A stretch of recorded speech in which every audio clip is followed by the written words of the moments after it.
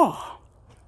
Organic Soul Sensei coming back at you with the worm update video, worm bin. Alright, so I tore up a bunch of brown paper bags just to lay them on top. Just kind of give them like a top layer. I always leave the lid cockeyed.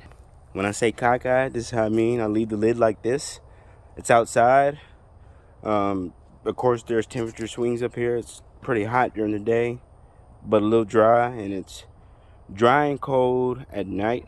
So what I do is I come and take a big work blanket and just throw it over it and take it off in the morning, and they're still in there wiggling around. But I'm going to show you what everything's looking like and get into a little bit about what I feed my worms for my fertilizer, for my worm poo, for my worm castings tea. All right, we got it all uncovered. Next time you see this worm bin, it's gonna be huge. I'm actually getting ready to transfer the worm bin because worms will actually stop reproducing if they feel like they're don't have enough room. So of course I can raise up the level of dirt, but then our worms will probably start trying to crawl out of these holes. So the next time I do this, I am not going to drill holes in this. This is a single tote, and I'm not going to do the 3-tote thing where the worm juice falls at the bottom. I figured that all the bananas, avocados, spinach, and apple cores, just pretty much all that stuff will keep the soil wet from the worms peeing and pooping. So I'm gonna turn it over and we're gonna see what kind of activity we got up in here.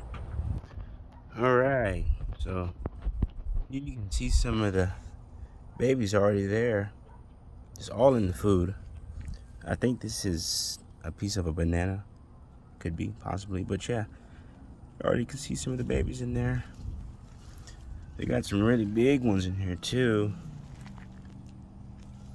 Let's see if I can find any more. Probably be over here towards these bananas. See, those are bananas. By the way, guys, this stuff doesn't smell too bad. Like, it doesn't smell bad at all. My worm bin does not smell bad. If your worm bin smells bad, then there's something anaerobic going on in there. Got some little babies going on up in there. But yeah, this is pretty much natural dirt and a little bit of pro mix.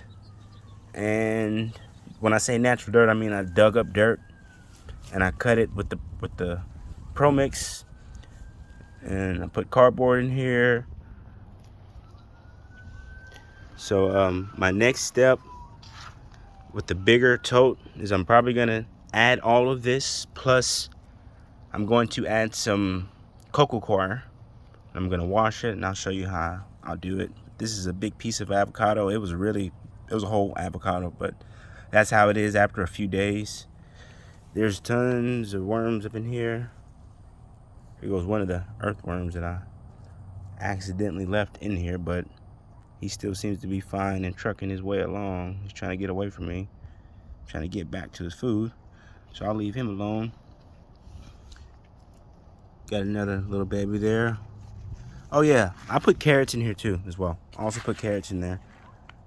I don't know if it's okay to leave stuff like this in there, but they'll probably won't eat it or just avoid it. But guys, this stuff here is great for flowering time, because what I'm feeding them is what they're gonna, poop out, and that's what I'm gonna use for compost teas. And I'm also gonna use their castings for top dressing alongside, just with a little bit of fertilizer. And man, they're just gonna blow up from all the micro and macro nutrients that these red wigglers are producing. So nice little update on this worm bin. I'm definitely getting ready to transfer to something bigger.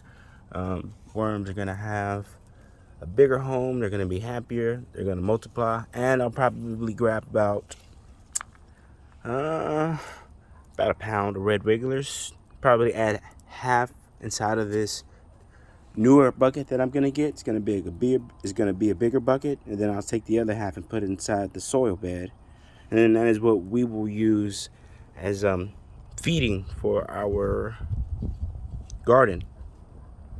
I do use mycos whenever I transplant, and whenever I transplant, I take just a tiny bit of crab meal or fish meal, and I'll sprinkle it in the transplant hole along with the mycos.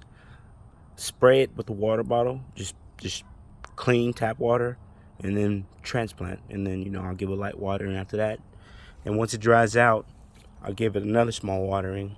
And once it dries out after that, I'll water it again. But worm bin, this is exactly what you need, man. You don't have to go to the store and get all this extra stuff that people talk about. You can do all this yourself from home. It's all organic. Well, thank you guys for tuning in to my worm bin update. The next time we do a worm bin update, oh man, it's gonna be a huge container, really big.